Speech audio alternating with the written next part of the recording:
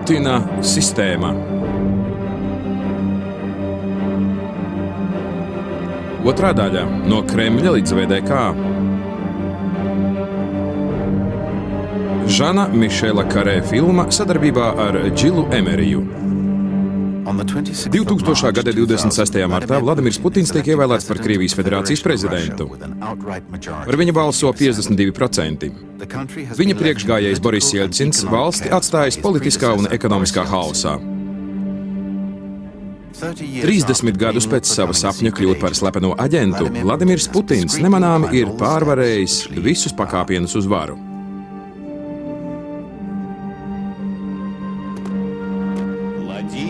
Vladimirs Vladimirovičs Putins. VDK, Krievijas slepenais dienests, tagad Federālais drošības dienests, iemācīja viņam stingrību un metodi. Putina skolotājs politikā Jurijs Andropovs deva izpratni par valsts lomu un ekonomikas organizāciju. Norīkots darbā uz Austrumvāciju, Putins kļūst par pulkveža leitnantu un sastopas ar biznesa pasauli. Krītot Berlīnas mūrim un izirstot PSRS, dzimst Putina misijas ideja atjaunot pasaules cieņu pret viņu valsti. Viņš ir dzimis Sanktpēterburgā un savu politiķu karjeru ir parādā demokrāta mēram Anatolijam Sobčakam un vēlāk Borisam Jeļcinam. Viņa ārējā uzticība šiem vīriem ir viņa sistēmas pamatā. Tieši viņa uzticība liek Jeļcina klana oligarhiem izvirzīt Putinu par prezidenta politisko mantinieku, kurš kalpotu viņu ekonomiskajām un politiskajām interesēm.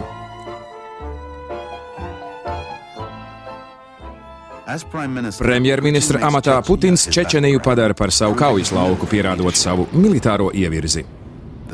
Viņa partijas uzvara parlamenta vēlēšanās apstiprina viņu kā likumīgu Borisa Jeļcina pēcteci.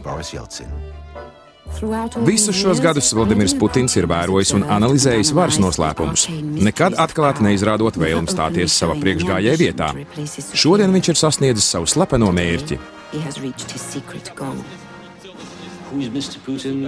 Garijs Kaspārovs, pasaules ekščempions šahā, apvienotās tautas frontes līderis. Kas ir Putina kungs? Īsumā, korumpēts VDK virsnieks, kurš nonācis pasaules lielvalsts vadībā un kurš ir nolēmis palikt pie varas par katru cenu.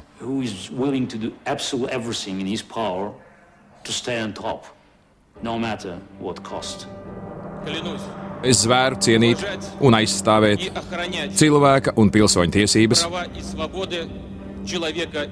un brīvību.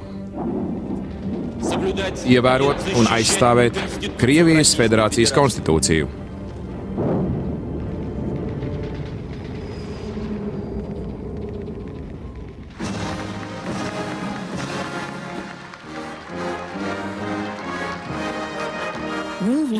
Vai Vladimirs Putins īstenos pusauģu gadu sapni kļūt par varoni, kas glābs Krieviju un atjaunos tās varenību? Viņa mērķi ir skaidri – attīstīt valsts strateģiskos resursus, naftu, dabasgāzi, plašs saziņas līdzekļus, citus rūpniecības veidus, stiprināt militāro varenību un atdzīvināt nacionālo lepnumu Krievijas iedzīvotājos. Lielu tiesu panākumu Putins ir parādā televīzijai. Šis ierocis jāiegūst savā varā vispirms. Tās īpašnieki oligarhi ir palīdzējuši veidot viņa uzvaru un ir pārliecināti, ka Putins turpinās viņiem kalpot, taču viņi ir aplaupījuši valsti. Jeļcina vainas ir zināmas, pienākusi oligarhu kārta maksāt par saviem noziegumiem.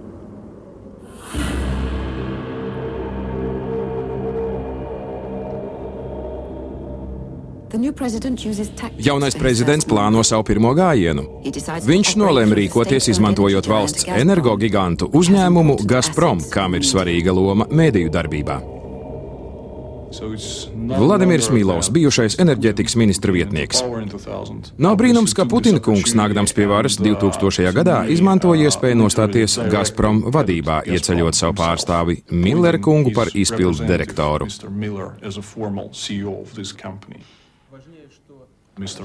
Putins vienpersoniski lēmj par svarīgiem darījumiem vai investīcijām. Patiesībā viņš ir Gazprom izpildu direktors. Kremlī Putins aicina agrākos kolēģus, bijušos VDK virsniekus, pievienoties viņa komandai. Aleksejs Millers ir viens no viņiem. Gazprom ir ideāls ierocis, lai uzbruktu Vladimiram Gusinskim. Oligarhi kritizēja karu Čečenijā un cīnījās pret Putina ievēlēšanu, izmantojot Gusinska NTV, ko finansē energogiganta aizdevumi. Jurijs Felštīnskis, grāmatas Krievijas spridzināšana autors. Putins palūdza, lai Gazprom tiktu atmaksāts aizdevums. Gusinskis tika finansiāli un ekonomiski sagrauts. Tas bija politisks gājiens. Dumpinieciskais oligarhs 2000. gada jūnijā nonāk cietumā par naudas izšķērdēšanu. Tiesa atļauj viņam atstāt valsti ar norunu, kā vairākumu NTV akciju viņš nodod Gazprom. Likuma un korupcijas novēršanas aizsargā Putins ir sācis vajāt iekšējo ienaidnieku, izvērsis kampaņu pret neatkarīgiem plašsaziņas līdzekļiem. Boris Berezovskis, oligarhs, kurš palīdzēja Putinam kļūt par prezidentu, saprot, ka vējš ir mainījies. Gusinskis ir aizbēdzis. Berezovskis ir vienīgais oligarhs, kurš nav uzaicināts uz Putina rīkoto pirmo tikšanos. Pārējiem oligarhiem Putins paziņo, ka darījumi norit kā parasti, taču politikai pielikts punkts. Putins sāk parādīt, no kāda koka tēsts. Berezovskis bija viņu uzskatījis par bandinieku, kas kalpos viņa interesēm. Putinam pazemojums ir spēcīgs stimuls augstasinīgi izskaitļotai atriebībai. Berezovska liktenis ir dīvaini saistīts ar notikumu, kas apdraudēja Vladimira Putina politisko karjeru 2000. gada augustā, 3 mēnešus pēc Putina stāšanās amatā. Notiek ikgadējās jūras karaspēku mācības ar mērķi parādīt pasaulē Krievijas militāro varenību. Taču 2 neizprotami sprādzieni flotes lepnumam, atomzemūdenei Kursk, liek nogulties Barenca jūras dibenā.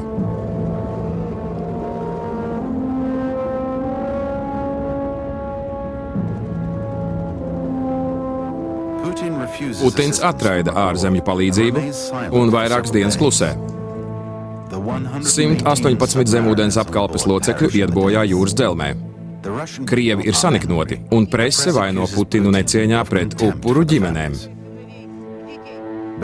Berezovskis, kurš joprojām iedomājas esam situācijas noteicējs, izmanto izdevību publiski nosodīt prezidenta nekompetenci. Pēc Kursk lietas Putins nolēma pārņemt Berezovska telekanālu, un abu starpā sākās atklāts konflikts.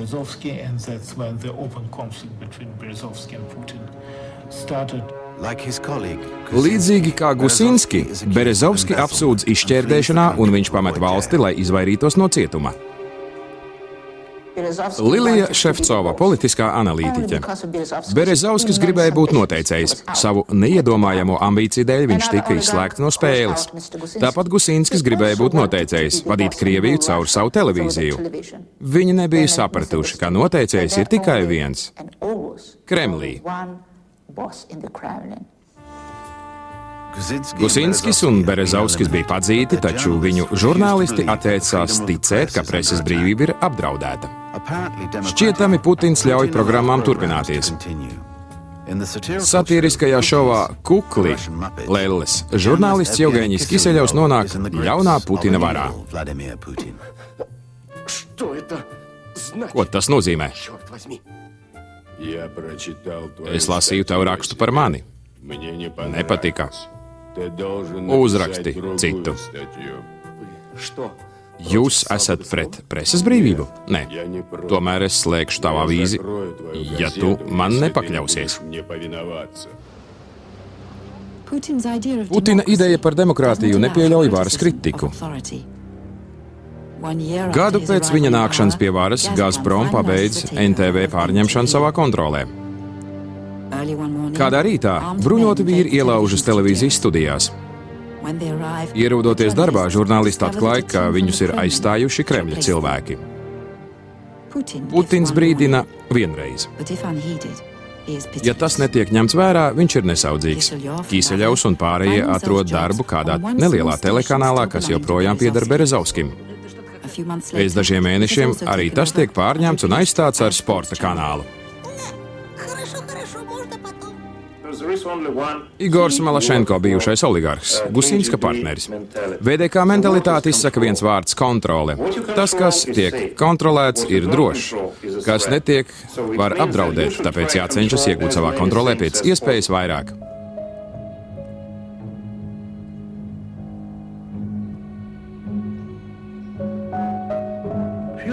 Oļegs Gordijevskis, bijušais slepenais aģents. Pēc prezidenta vēlēšanām Putins devās uz Dzeržinska klubu. Putins kāpa tribīnē 800 virsnieku priekšā. Drošības dienests gribēja atgriezties pie varas. Priecājos paziņot, ka tas mums ir izdevies.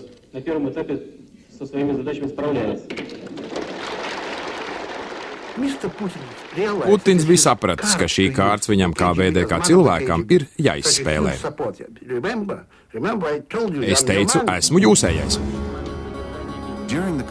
Augstā kara laikā viena no galvenajām VDK darbības jomām bija rietumu spiegu medības. Putins nekavējoties parāda rietumiem, un jo sevišķi ASV, kā slepenais dienests, tagad saukts par FDD, atkal kontrolē situāciju. Edmunds Pops, bijušais ASV jūras karaspēka izlūkošanas darbinieks, tiek arestēts un tiesāts par spiegošanu. Viņam vajadzēja kādu paraugu prāvu. Bija pienācis tam laiks. Un es kļuvu par šo paraugu. Vairāki FDD darbinieki cietumā man atklāti pateica, ka es tur atrodos politisku iemeslu dēļ. Viņi gribēja parādīt ļoti skaidru atšķirību no Jeļcina administrācijas. Sergejs Kovaļovs, bijušais disidents, parlamentārietis. Šai valstī, kā jebkurai policijaskai valstī, ir vajadzīgi divi ienaidnieki - iekšējais un ārējais. Bez tā sistēma nevar pastāvēt. Tāpat bija Padomju Savienībā.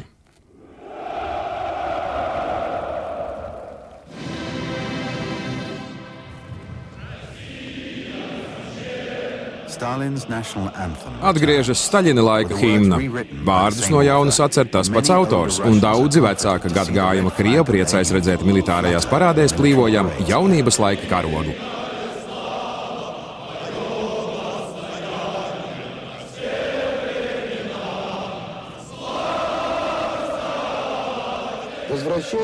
Arsenijs Roginskis, biedrības memoriāls prezidents. Zīmīgi ir simbola atgriešanās, piemēram, vecās himnas atgriešanās. Putins grib atdzīvināt sajūtu, ka esam dižena valsts, dižena nāciju, kuru ciena visā pasaulē un no kuras baidās.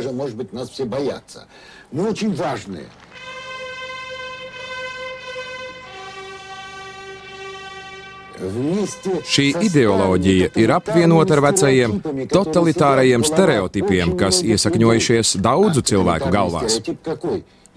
Es esmu mazs cilvēks, taču valsts ir dižena.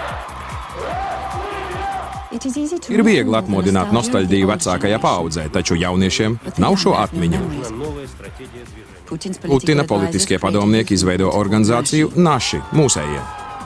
Gadu pēc ievēlēšanas amatā 10 000 jauniešu sapulcējas Sarkanajā laukumā, lai svinētu gada dienu.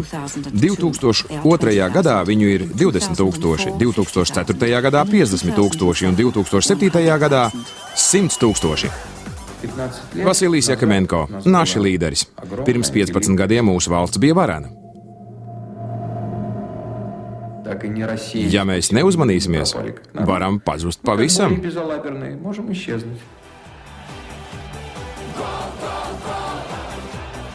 Naši ir Putina armija, ko izveidojas Gazprom.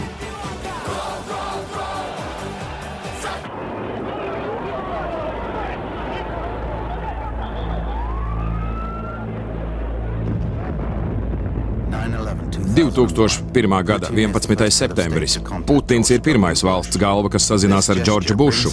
Šis gājiens viņu nostāda starptautisko starmešu gaismā. Krievija labi zina, ko nozīmē terorisms.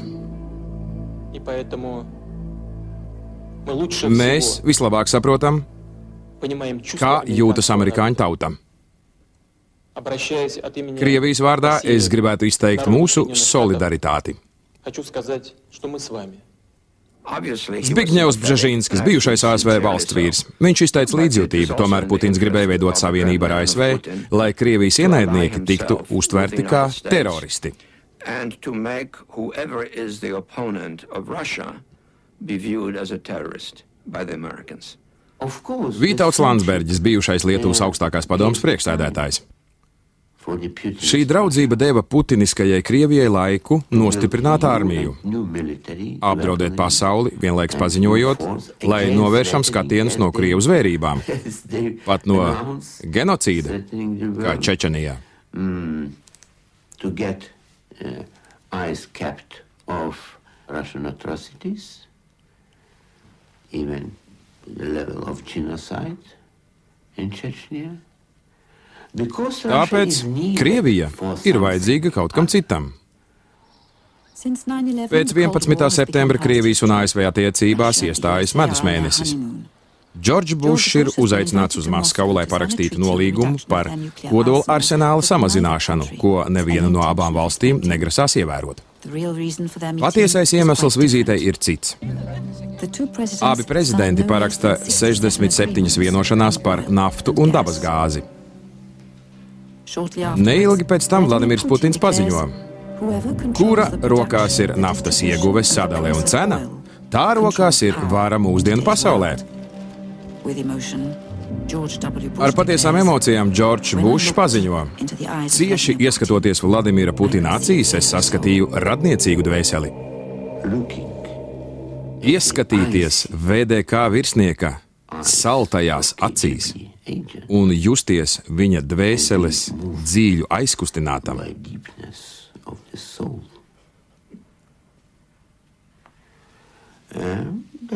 Tas liek uztraukties.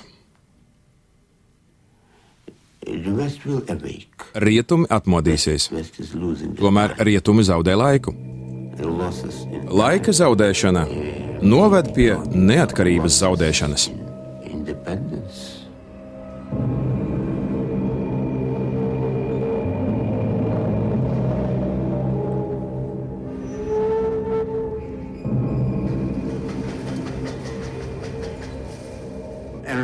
Robinsons Vests, ASV konsultants naftas un dabasgāzes jautājumos. Enerģētika ir Krievijas politiskās darbības centrā. Stīvens Deševskis, enerģētikas speciālists. Ja viņš to izmanto pretstatā ideoloģijai, kā pamatu paaugstinātai Krievijas pozīcijai pasaulē, Krievija atgūs nozīmīgo lomu starptautiskajās norisēs. Amerikāņu multinacionālisti uz Putina ekspansionismu raugās drūmi. Tiek izveidotas divas cauruļvadu līnijas, apējot Krieviju. No Baku, Azerbaidžānā uz Džeihanu. ASV un Krievijas medus mēnesis ir beidzies. Jaunajā enerģētikas karā ir atskanējuši pirmie šāvieni. Cauruļvadu līnijas atšķiras no vispārējiem komerclīgumiem. Tās ir stingras attiecības, tie ir miljardiem dolāru vērti ieguldījumi, kas saista valstis pavisam citādi nekā jebkurš komerclīgums. Jukos naftas magnāts Mihails Hodorkovskis saprata šo niansi sen pirms Putina kāpšanas uz skatuves. Padomju Savienībā izirstot, viņš un citi oligarhi bija saistījušies ar rietumu uzņēmumiem un izmantoja Krievijas naftas laukus, lai raustu bagātības paši sev. Hodorkovskis plānoja noslēgt jaunus darījumus ar ASV. Viņš ignorēja Putina brīdinājumu neiejaukties politikā. Atlika gaidīt Putina reakciju. Tāpat kā Gusinskis un Berezovskis, Hodorkovskis tiek arestēts par izvairīšanos no nodokļu maksāšanas. Viņam tiek piespriesti 8 gadi Sibīrijā. Viņa uzņēmumus pārņem Gazprom. To atbalsta Rietumu bankas, kas atvēra filiālis Sanktpēterburgā tajā laikā, kad Vladimirs Putins bija mēra palīgs. Ar Jukos Hodorkovska lietu Putins rietumiem skaidri parāda, ka viņa jaunais ierocis ir enerģija, un nekas viņam nelieks to izmantot, lai atjaunotu Krievijas varenību.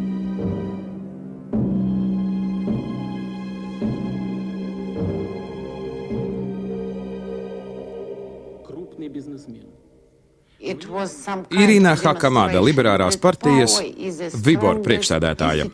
Hodorkovska lieta parādīja, ka vara ir spēcīgākā institūcija Krievijā. Krievijas prezidenta varas vertikāla ir bizantiskajai sistēmai caram līdzīga institūcija. Cārs lemj un cārs dara.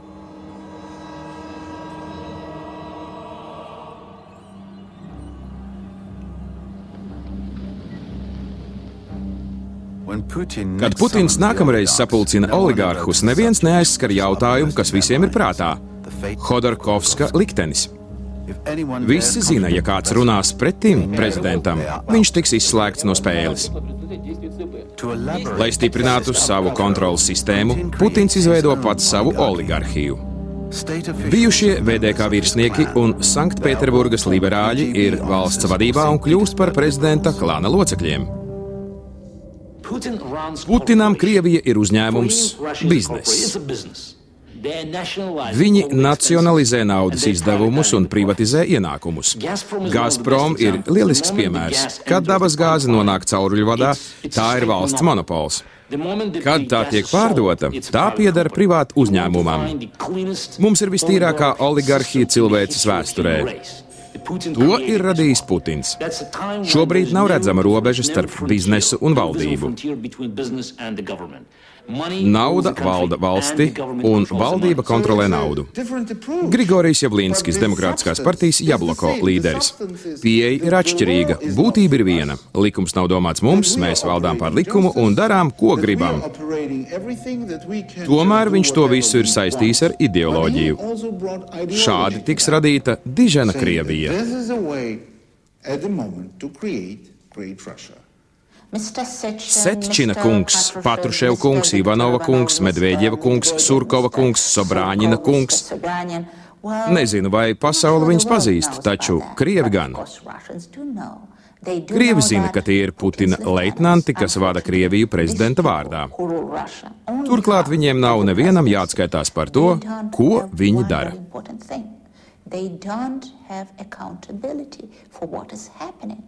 Ņina Hruščova, vēsturniece, Nikitas Hruščova mazmeita. Tā ir vertikāle. Vertikālāk vairs nav iespējams. Turklāt viņš izdarīja, ko solījis. Tas viņai ir īpašs. Kad viņš to solīja, šķita, ka Krievija no tā iegūs. Tomēr galu galā tas viss nāca par labu nevis mums, bet viņa idejai par valsti. Vladimirs Putins kandidē uz otro prezidentūras termiņu 2004. gadā. Opozīcija Krievijā necīnās, lai uzvarētu vēlēšanās. Opozīcija cīnās par to, lai vispār būtu vēlēšanas. Visās vēlēšanās kopš 1993. gada vērojama pieaugoša valdības iejaukšanās. Šodien tās nav īstas vēlēšanas, drīzāk padomju stila balsošana, kad rezultāti ir zinām jau iepriekš.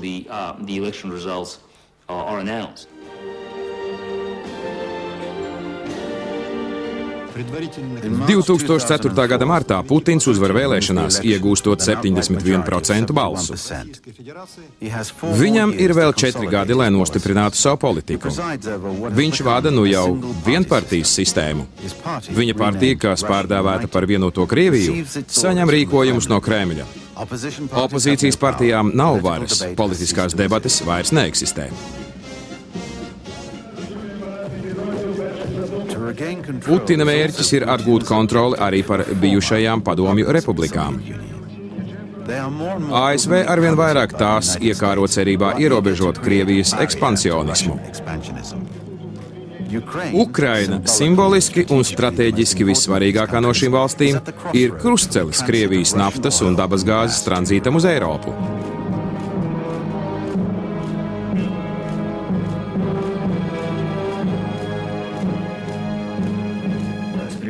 Vladimirs Poloholo, Ukraiņu politiskais analītiķis. Putinam nākot pie varas radās ģeopolitisks projekts Vienota ekonomiska telpa, kurā Krievijai bija galvenā loma. Tas bija pret rietumiem vērsts projekts ar nolūku vājināt Eiropas un ASV ietekmi bijušajās padomju republikās. Ukrainas prezidenta vēlēšanas ir 2004. gada oktobrī. Prokrieviskajam autoritārajam režīmam klājas grūti, taču Putinam nav ne mazākās vēlēšanās ļaut Ukrainai iet demokrātijas ceļu.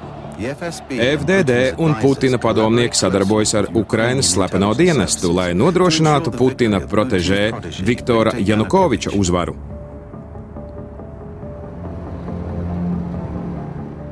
Vēlēšanu kampaņas kulminācijas brīdī rietumiem labvēlīgais kandidāts Viktors Juščenko tiek saindēts. Tomēr tas nenobaida nec viņu, nec ukraiņus. 20. decembrī pēc satraukuma pilnas balsošanas oranžā revolūcija nes viņam uzvaru.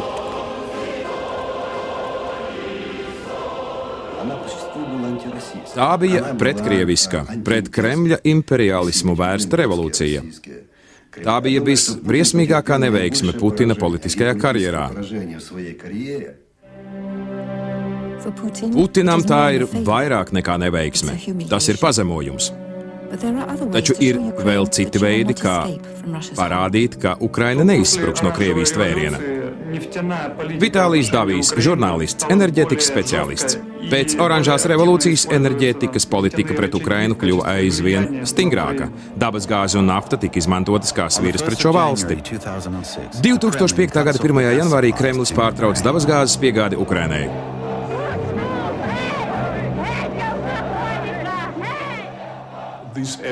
Šīs rīcības nolūks bija parādīt Ukrainai un Eiropai, cik spēcīga ir Krievijas ietekme attiecībā uz dabasgāzes piegādi. Taču Kremļa šantāža tikai sākas. Tuvojas parlamenta vēlēšanas un Krievija turpina iebiedēšanu, pārtraucot Ukrainas preču importu.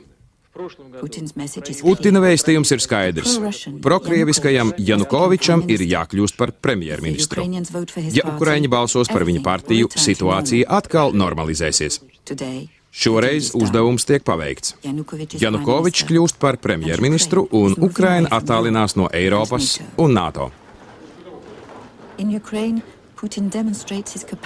Jaunais premjerministrs demonstrē savu spēju jebkuriem līdzekļiem neveiksmi pārvērst uzvarā. Gļebs Pavlovskis, polittehnologs, Putina padomnieks. Šobrīd Putins jūtas brīvi, ar pārākumu apziņu. Manuprāt, tas ir pamatoti.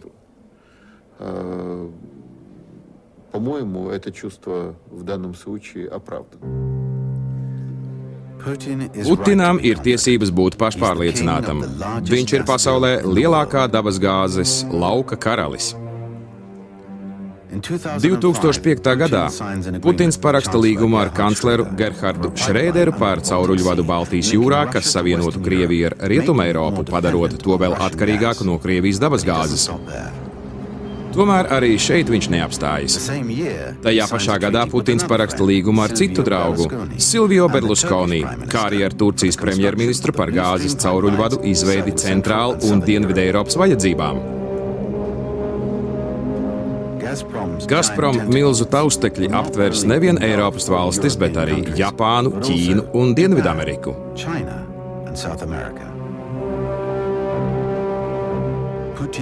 Putina mērķis – Gazprom ietekme citās valstīs. Tas ir Krievijas nākotnes izaicinājums Amerikas dominējošajai pozīcijai.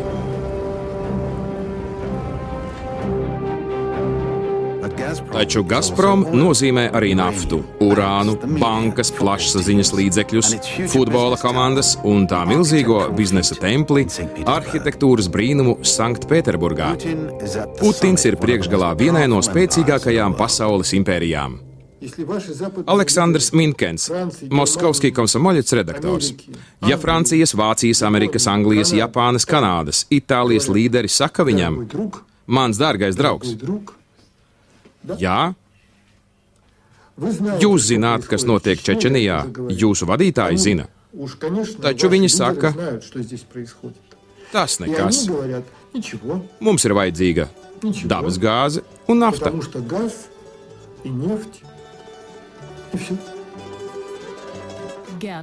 Kerijs un Vladijs politika, lai notiktu, kas notikdams.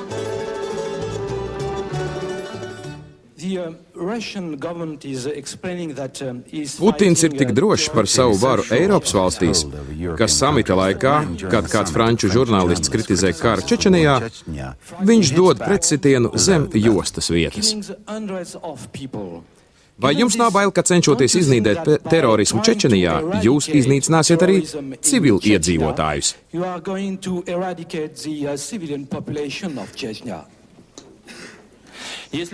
Ja jūs gribat kļūt par islāma radikāli un tikt apgraizīts, brauciet uz Maskavu. Mēs esam multireliģiska valsts, mums ir ļoti labi speciālisti. Es ieteikšu, lai jums šo operāciju veiktu tā, ka vairs nekas neataugtu. Эту операцию таким образом, чтобы у вас уже больше ничего не выросло.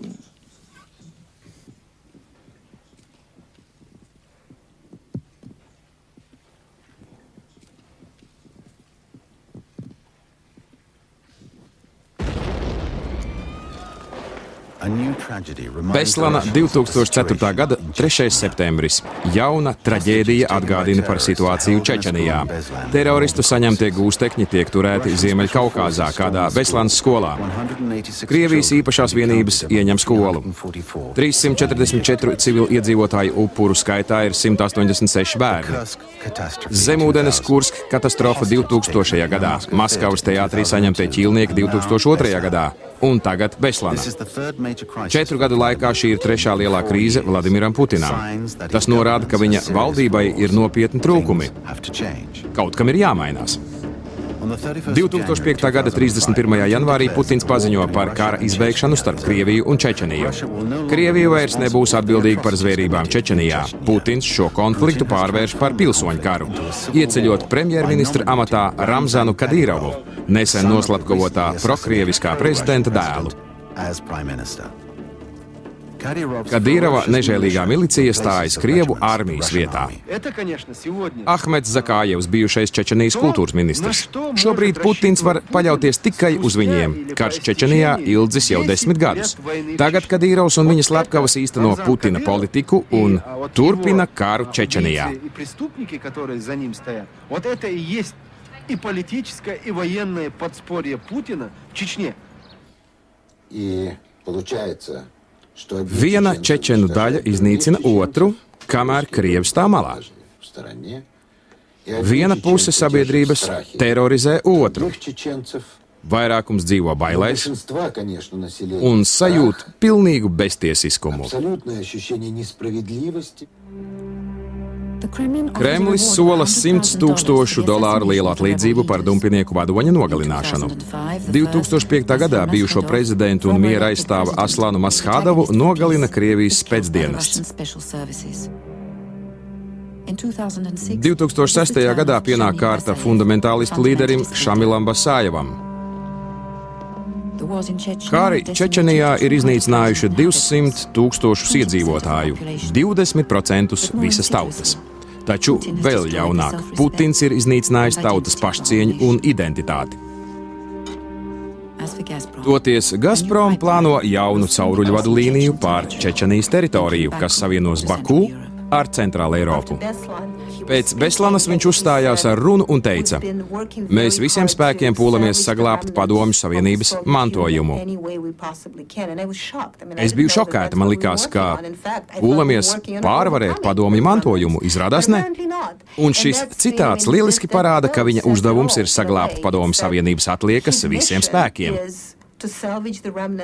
Un tas kļūst personīgi. Līdzība ar demokrātiju ir zudusi. Putins ievieš atklāti autoritāru režīmu. Viņš personīgi ieceļ reģionālos gubernatorus un tiesnešus, izdod dekrētu, kas ierobežo žurnālistu brīvību, atsaka vīzas ārzemniekiem, kam trūkst cieņas. FDD izveido ziņu pienesēju grupas. Lai izslēgtu Ukraiņu sacelšanās atkārtošanos, Putins samazina ārzemju finansējuma iespējas NVO. Putins zina, aizbāžot muti iekšējam ienaidniekam, tas pats jādara ar ārējo ienaidnieku.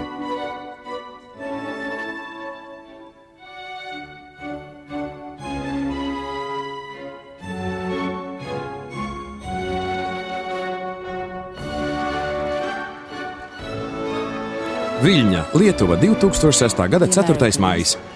Amerikāņi pārtrauc klusumu. ASV viceprezidents Diks Čenijs saka: nekādas likumīgas intereses nav pamatā tam, ka nafta un dabas gāze kļūst par iebiedēšanas un šantāžas ieročiem, manipulējot ar to piegādi vai cenšoties iegūt monopolu pār to transportu.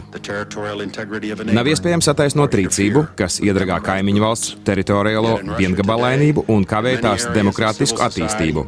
Daudzās sabiedriskajās jomās mūsdienu Krievijā, reliģijā un ziņu mēdījos, propagandas grupojumos un politiskajās partijās valdība ir netaisnīgi un nepareizi ierobežojusi cilvēku tiesības.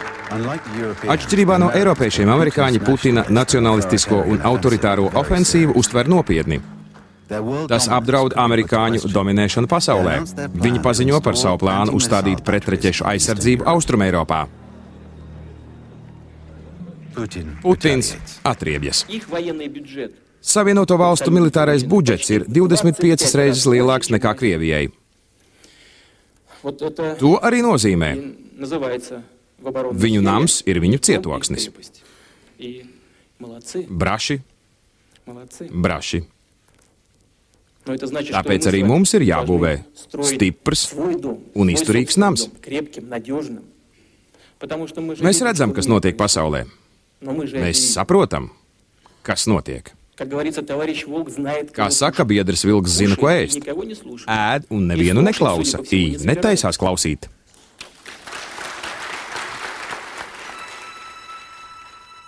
Enerģija tiek uzskatīta par Krievijas jauno stratēģisko ieroci, un tās kodola arsenālā ir par 8000 kodola galviņām vairāk nekā ASV. Krievija ir otrā lielākā ieroču eksportētāja pasaulē. Tā apgādā 61 valsti. Enerģētiskā atkarība un ieroču tirdzniecība. Krievijai pieder divi galvenie ģeostrateģiskie instrumenti.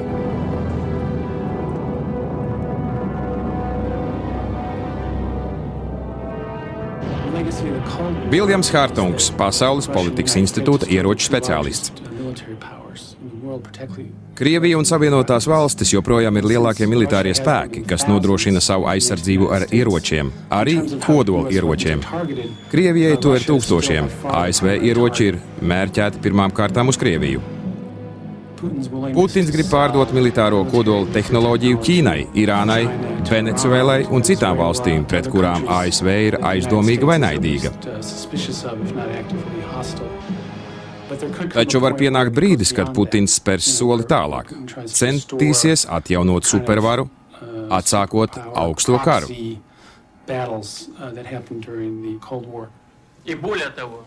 Mēs attīstām savu kodola kompleksu. Nesen tika izmēģināti jauni balistiskie ieroči. Aizpērn tika veiksmīgi izmēģinātas tādas kaujas ierīces, kāda līdz šim nav citu valstu bruņojumā. Боевых комплексов, которых пока нет, и вряд ли раньше нас появятся на вооружении других стран мира. Mēs varam iztēloties pasauli pēc 5-10 gadiem, kad tuvajos austrumos dominē Irāna ar Krieviju fonā, kad amerikāņi ir izstumti, pazemoti.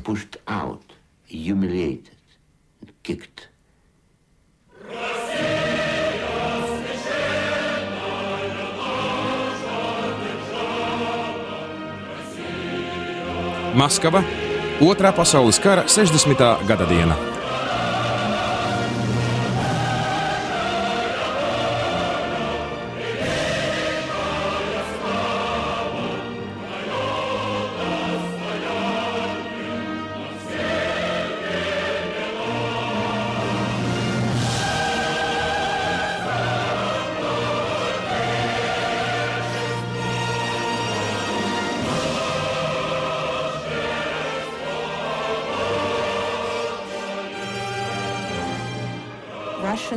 Krievi mīl Putinu.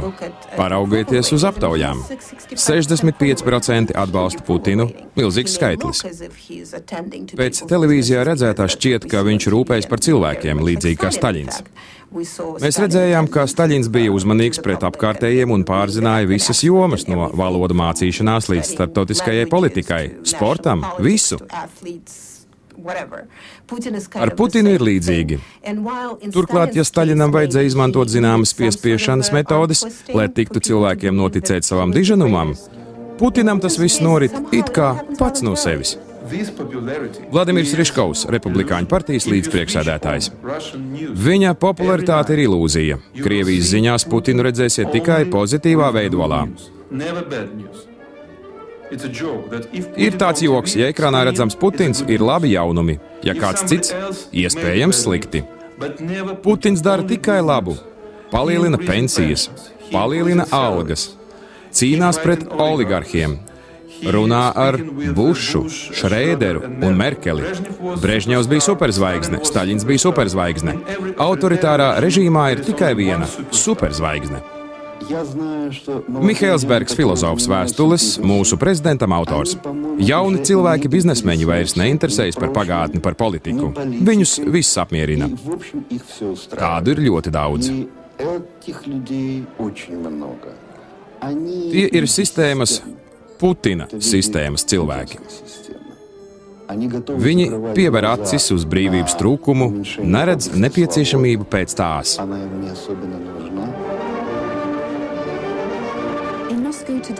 Mūsdienu Maskavā jaunā reliģija ir patērētāja filozofija.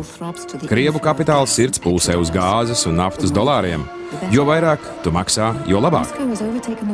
Maskava neiedomājamā ātrumā ir pārspējusi rietumus. Nevienā citā pasaules galvaspilsētā nav tik daudz miljonāru. Luksus veikali, milzu reklāmas, dārgas mašīnas, kazino. Jaunais vidusslānis ir licis pazemināties patēriņa cenām. Bagātie pērk jahtas, lidmašīnas, mākslas darbus, slēpošanas kūrortus. Londonā, kur atrodas pasaulē visdārgākie īpašumi, ir jaunās maskaviešu brīvdienu mājas. Daži pat investē futbola klubos. Maskavas pievārtē veidojas elitāri sporta klubi.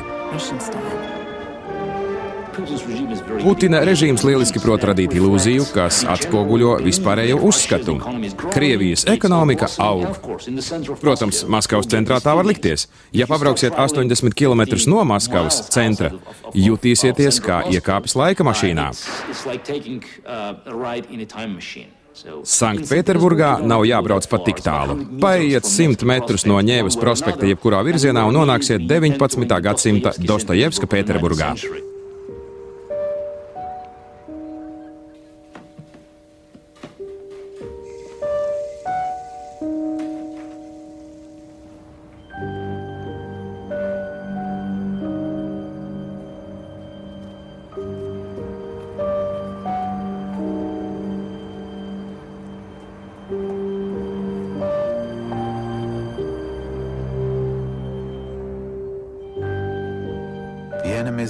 Padomju režīma ienaidnieki, intelektuāļi un bijušie disidenti, kas uztur Saharova fondu, ir Putina režīma mērķi tāpat kā Jurija Andropova laikā.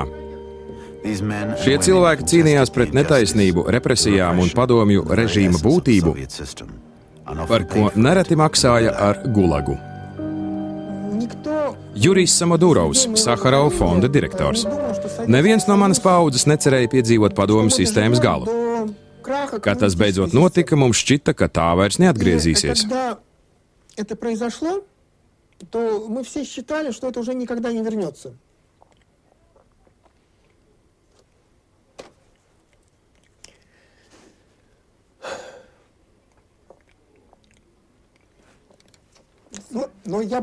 Tomēr baidos, ka ir atgriezusies.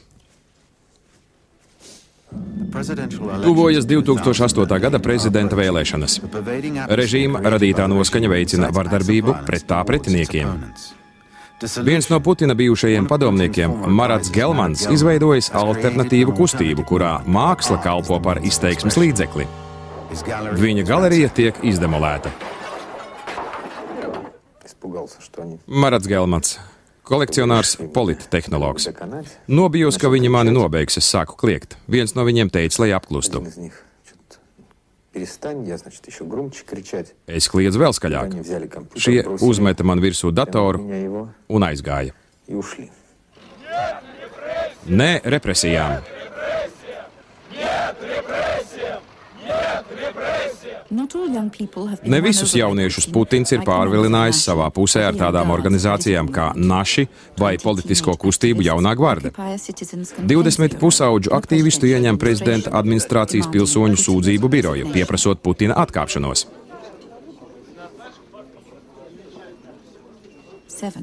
7 no viņiem tiek piespriests 5 gadu cietumsods.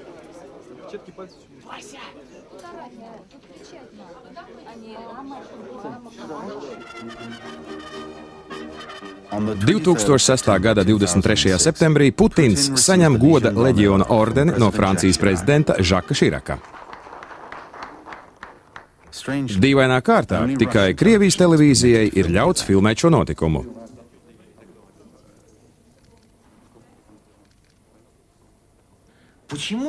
Kāpēc pasaules valstu līderi stāv rindā, lai paspiestu Putina roku? Viņš to ir pelnījis? Neviens tādu jautājumu sev neuzdod. Anna Poļitkovska, viena no 22 nogalinātajiem žurnālistiem Vladimira Putina prezidentūras laikā. Viņa grasījās publicēt izmeklēšanas rezultātus par spīdzināšanām, ko Čečenijā veic Ramzana Kadīrova bandas. Viņu nošauja pie ieejas savas mājas kāpņu telpā 2006. gada 7. oktobrī, Vladimira Putina dzimšanas dienā. Ļauna dzimšanas dienas dāvana, ko sarūpējis iespējams pats Kadīrovs. Pēc 5 mēnešiem, 2007. gada martā, Putins ieceļ Kadīrovu par Čečenijas republikas prezidentu.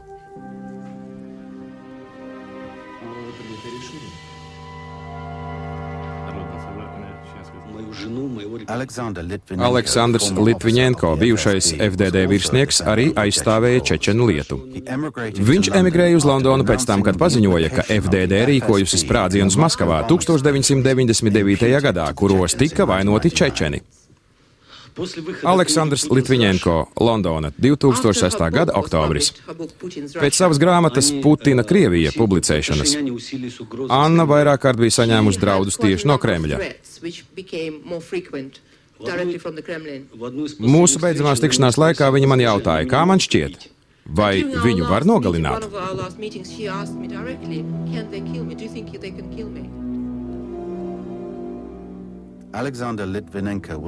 Aleksandrs Litviņenko nekad neatklās savus secinājumus pēc Annas Poļitkovskas slepkavības izmeklēšanas. Mēnesi vēlāk viņš mirst, noindēts ar ārkārtīgi radioaktīvu vielu. 100 iznīcināšanai paredzēto cilvēku saraksts tiek ievietots internetā. Tajā lasām arī vairāku šajā filmā intervēto cilvēku vārdi. Neskatoties uz to, viņi piekrita izteikt savu viedokli. Anna Poļitkovska, ārzemju slepenā aģente. Es domāju, ka Litviņenko un Annas Poļitkovskas slepkavību brīži tika izvēlēti saistībā ar 2008. gada prezidenta vēlēšanu kampaņu.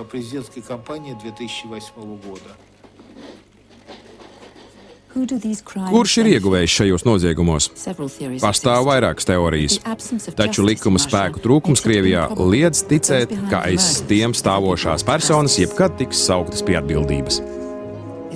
Ja netiks mainīta konstitūcija, Putins nevarēs 2008. gadā kandidēt uz 3. prezidentūras termiņu, taču viņš var kandidēt 2012. gadā vai pat agrāk, kas zina. Putins ir bijis pietiekami gudrs, lai izveidotu jaunu varas izvietojumu, radot vairākus grupējumus.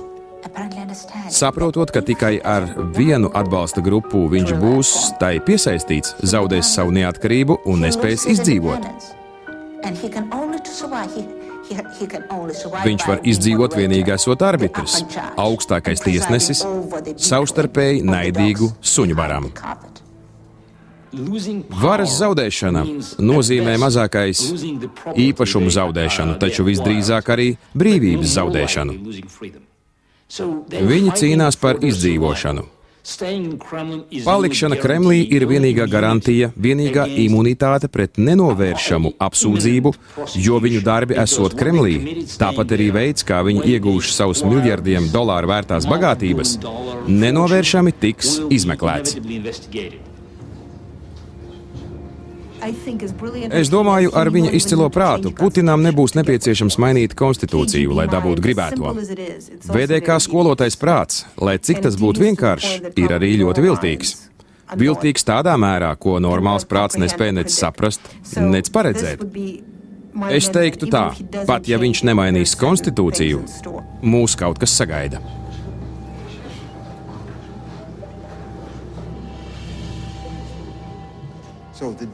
Tajā dienā, kad pabeigsiet savu filmu, viss var būt krasi mainījies.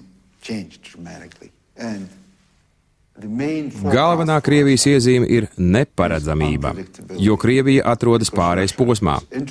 Tā ir ļoti nestabila autoritāra sistēma, un notikt var jebkas.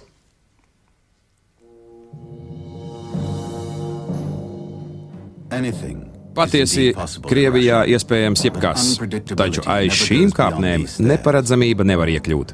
Kremļa sienu slepenībā līderis un viņa kliķa kontrolē valsti, tās ekonomiku un cilvēku likteņus.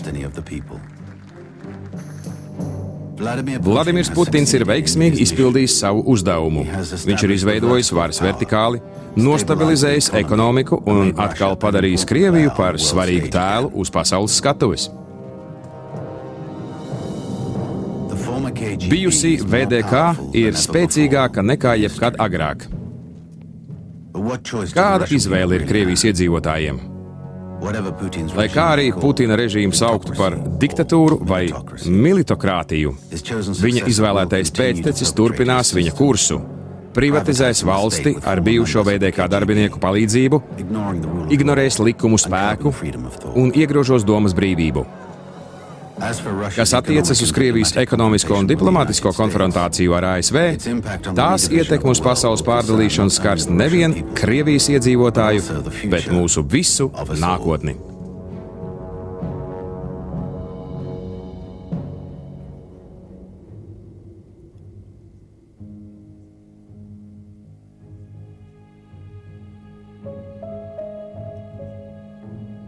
Filmu demonstrēšanai sagatavojas Latvijas televīzija, tulkojusi Aija Rozentāla, redaktore Laura Hansone, lasīja Dainis Porgans.